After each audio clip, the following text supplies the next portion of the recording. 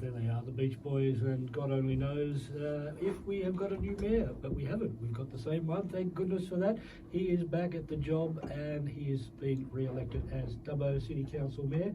And good morning to you. Good morning, Chris. Good to see you again. We seem to be doing this a lot lately. Yeah, we weren't sure if we were going to be doing this interview or not. It's always a bit nervous when it comes around to mayoral election time, but yes, got through the election last night, and Richard Ivey was re-elected as Deputy Mayor as well, so continue on as we were.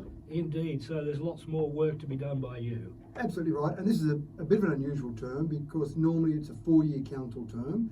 This is 2 years and 9 months because of a double delayed COVID election. They put it back by a year to begin with, and then they pushed it back by another 3 months. So it's 2 years and 9 months instead of 4 years. And then normally you would have a 2-year term as the mayor and then another 2-year term. Well, this one we had 1 year and 9 months and now another year to go until the election on the 14th of September next year. Okay, so a bit more time for you. That's good news. Yeah, another 11 and a half months or thereabouts.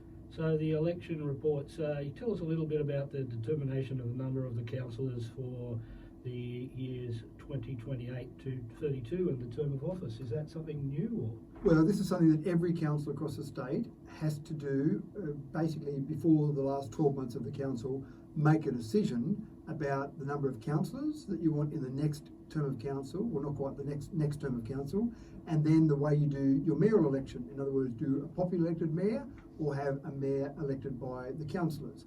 We've got the mayor elected by the councillors, obviously, as happened last night. There's 128 councils in the state, 93 do it the same way that we do it, so that's obviously the most common way to do it. But this is an interesting process because every term you've got to do this, we've got to go through this process.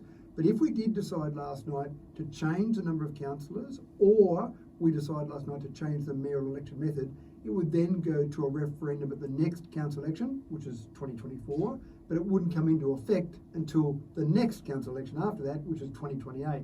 So the decision we made last night was to leave the mayoral election the way it is, and the general consensus was that the people that best know how a mayor is going to do the job as mayor are the people who are closest to them, so the councillors. You get to see each other up close, you spend a lot of time with each other, so you're in the best position to choose that mayor rather than the popular elected mayor where it really is just a mayoral campaign. So the decision was made to that way, and it's reflective of the state and federal governments. We don't really elect our premier or our prime minister, we elect our local member, they go then form a party, and that party then elects their leader, which then becomes the premier or the prime minister. So they probably know that person better than the public might know that person. So how long has this method been running at the Dubbo Council? In terms of the mayor being elected by the councillors? Yes. Since 1872. the first council was formed in 1872. I thought it might have only been a few years. No. So James Samuels Jr. was the very first mayor elected. When I was elected as mayor last time as WC Council, I was the 38th mayor of Dubbo. So there's been obviously 38 mayors and then 2 after me as well. So there's been 40 mayors of Dubbo, but all of those have been elected by their fellow councillors. Okay, well now there's lots more to talk about. What about this rescission of land swap, the Dubbo RSL Memorial Club? Tell me about that. Yeah, this is an interesting one, and people would be vaguely aware that this was happening because there's been a little bit in the news about it over the last few years, but it does go back a number of years. I don't really understand the logic, but a decision was made by the former council to take a parcel of land in Keswick, which would be good for a club, so the RSL to build a club on, and rather than sell that to a club or put it out to auction or get a valuation on that and sell it, for some reason the council suggested that we do a land swap with the Dubbo City Bowling Club, the former Dubbo City Bowling Club, because the RSL club happened to own that. Now I've got 2 big problems with the land swap. The first problem I have is, isn't it coincidental that 2 parcels of land just happen to be an identical value? So is it really giving fair value to the community, to the ratepayers of Dubbo, saying that those 2 parcels of land are identical? But then the other problem I have with it is that you drag on the process because it made it complicated. So rather than it being a clean purchase, so in other words, council says we've got some land to purchase, here's the price, or let's go to auction on that, and the RSL club comes and buys that land, then it's been dragging on for several years, and there's been a whole range of processes occurring at that time. But in the meantime, we had this Dubbo City Bowling Club, or the former Dubbo City Bowling Club, we called the Greens. So there at the Greens, what do we do with that? Can we lease it out? Well, it's actually not owned by us yet. So if we want to do anything with it, we've got to get permission from the RSL club to sublease it, which we did do during the council election campaign back in 2021, for example. So we did that, and recently we put it out for expression of interest, and it caused a bit of controversy in the community around the process that occurred with that expression of interest. In the end, we chose, through that process, New South Wales Rugby to lease that. So we leased it, but we had to have a sublease agreement from the RSL club to be able to lease it to New South Wales Rugby. Now that the deal has been rescinded by the RSL club, well, New South Wales Rugby, where do we stand, they say. So we've actually had discussions with RSL club and New South Wales Rugby, and I'm sure that lease will continue, but it was a lease that we had for a parcel of land that we kind of owned a little bit, but maybe not quite. So I don't mind the fact that it's been rescinded. The RSL club obviously rescinded it, so they're quite comfortable with it. They'll keep looking for a parcel of land in the Keswick area, maybe the same one, maybe another one. We'll include them in our master planning process. And they said at some stage in the future they still want to buy some land up there, and that's cleaner and much better. As far as the old WC Bowling Club is concerned, the RSL club said, well, they'll have a look at it, they'll probably sell it, and we might even want it at some stage, but again, let that be a clean transaction. But the other problem was they took possession of that, the last council, with, well, not possession, they took a contract to take possession at some stage in the future without a business plan, without a strategic purpose. Why did they get it? Oh, it seemed okay at the time, but that's not good enough with public money. You've got to be looking at it more strategically. So at the meeting last night, we actually did say the councillors resolved to ask the CEO to go and do a report and see if the Greens would be of value to council, if the Greens could in some way, shape or form be used strategically by council, what's the business case, what would we be prepared to pay for it, look at that at a big picture level. It certainly needs to be reopened as a bowling club, I'd say, because we do need more, because we have big competitions here. Well, that may be an option. Again, the RSL club has possession of it now. Technically, that rescission has gone through, so they've basically got it there. They can choose what to do with it. I don't think they'd be keen to sell it to someone who actually was going to run it as a bowling club, because that would then be competition for one of the clubs that they own, which is a bowling club. But again, that'll be up to the RSL club to make those decisions. It seems an interesting conundrum there, you could say. What about this draft for Northwest Urban Release Area Development Control Plan? That sounds a bit interesting. Well, it is, and it's exciting, but not everyone's excited about it. There's a process there that we've been going through to have a master plan for that whole area. Now, this is an area very close to the centre of Dubbo, probably 1.5 kilometres for some parts of that area there to the CBD of Dubbo. So that's fantastic, that's exciting. And there's been some really good master planning done, and there's a whole range of different developers that own land in that area. So we've had to get developers together, we've worked closely with those to try and come up with this great master plan. One of the parts of that master plan was to make it very accessible, to make it easy to walk through, connectivity, make sure areas are connected to each other. But there were some residents in Chifley Drive who certainly, some met with me, we certainly received some submissions from some of those, who didn't like the idea that there was going to be a walkway that would open up Chifley Drive through to this new development. They're concerned about antisocial behaviour on a walkway, and they're also concerned about the fact that maybe at some stage down the track that walkway might be opened up further to be a road. Chifley Drive's a lovely, quiet place. I've driven around there, I've had a good look at it. One of the developers talked about the fact that he actually grew up in Chifley Drive as a young person. So again, it's a very nice area there. And there was some discussion at council. There was a fair bit of debate from councillors, which again, I love when there's good, healthy debate. People are very respectful, they put different views forward. But in the end, the decision was made by council to keep that walkway, not a roadway, but keep that walkway as part of the plan of the overall master plan, and eventually, well, now as part of the development control plan for that area. Will you have some lighting there for nighttime walking through the pathway? Or? Well, this is part of the whole thing, the design of that. There are some walkways in Dubbo where there is some antisocial behaviour. Some have been closed off, but they've been very pokey, very small walkways. People could hide in them easily. This walkway will be much larger, much more open, a nice area to walk through, good lighting around it, good open areas, no little hidey spots. So again, if you're looking at an area that's got good design, that's the intention of this particular walkway. You have had a lot of things on your mind at the moment. What about Saxa Road, the Combella Crossing and Mitchell Creek Causeway options? Is there much involved in that? Well, certainly a little bit there, and this is down on Wellington. You've got Saxa Road that joins up essentially from the Mitchell Highway across to the Golden Highway. And it's a fairly well-used thoroughfare, but it's not being used at the moment because what you've just mentioned there, the it's either called the Coomabella Crossing or the crossing on Mitchell Creek or the crossing on Saxa Road, but technically it's the Coomabella Crossing. And that was a causeway, so one that you drove along and you went down into the creek and then came back up. Now, anytime there's some heavy rain, not even flooding, but heavy rain, there's water over that.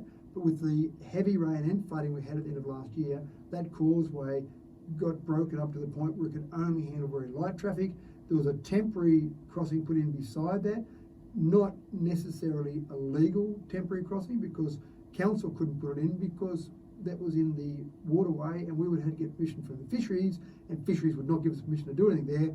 Some of the locals around the area made a temporary crossing there. Mm-hmm. We've got permission in the end from fisheries to leave it there while we do some work.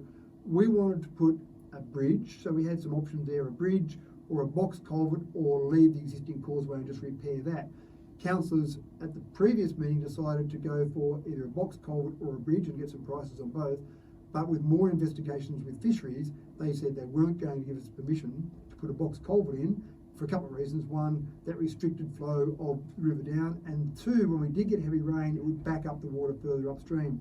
So basically fisheries are saying only a bridge will be acceptable.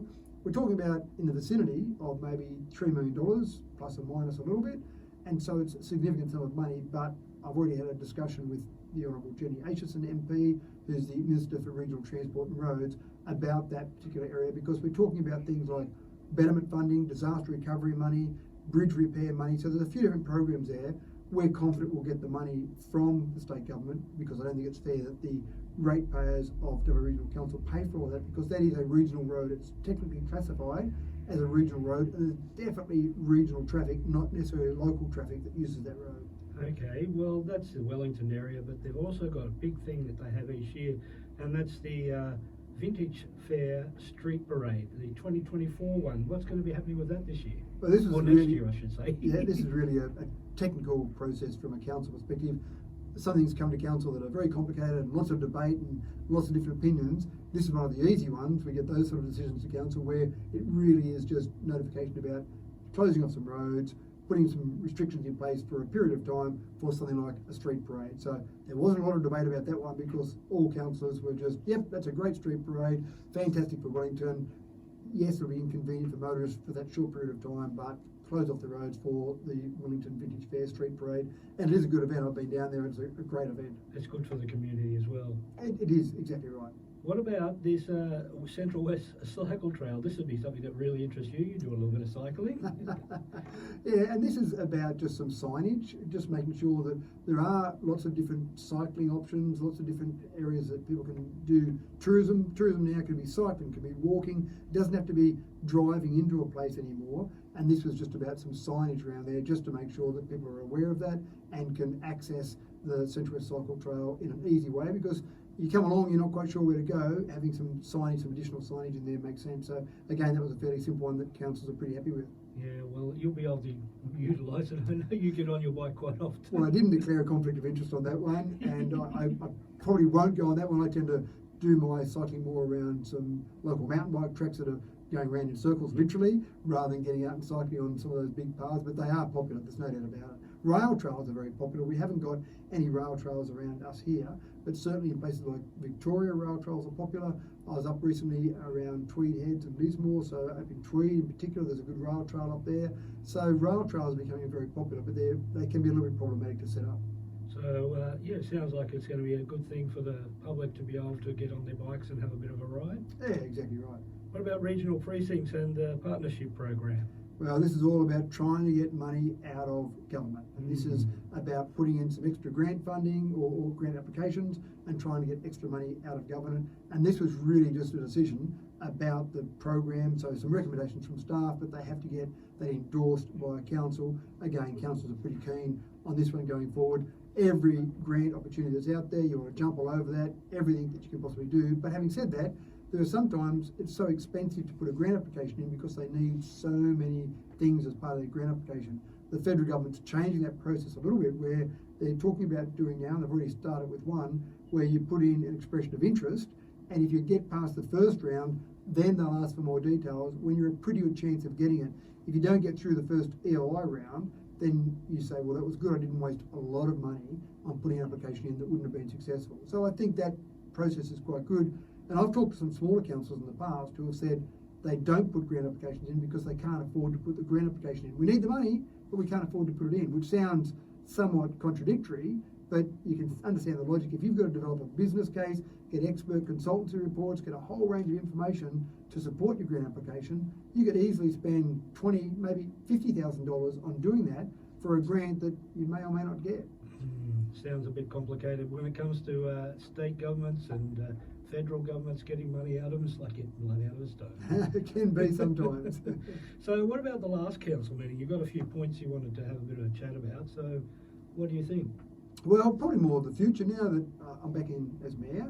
We've got a year to go, so happy to take any question you want to ask me, but I'd probably prefer to have a quick snapshot of the future. We can look a little bit about what we've done in the past over the last year and 9 months, but also the future is important. And there's been lots of good things I think we've achieved over the last year and 9 months, but going forward, if I could summarise it, and I'm conscious of the time, I don't want to spend all day with your listeners there, but I suppose one of the things I'd look at, or a few things I'd look at, one thing that we're investigating at the moment is the option for potentially a special rate variation.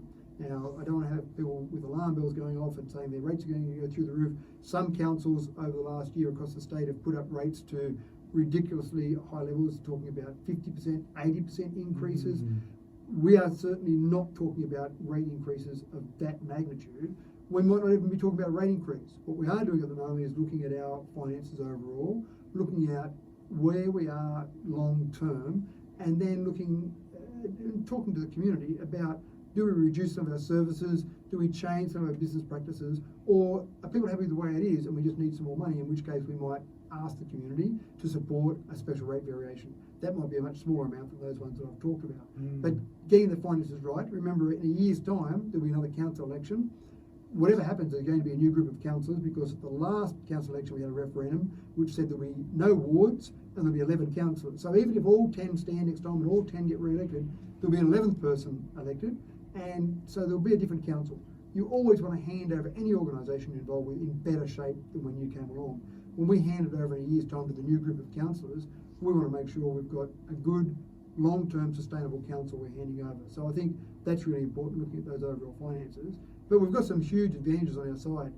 Being a part of the renewable energy zone means that we've got access over the short and mid-term to get some significant funds. And I'm particularly excited about Wellington. I think this can transform Wellington, but still be really good for Dubbo, because Dubbo's still got a great problem to have at the moment, Chris. We've got to solve this problem.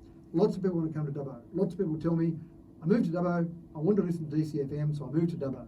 So they want to come to Dubbo, but they can't always find a house.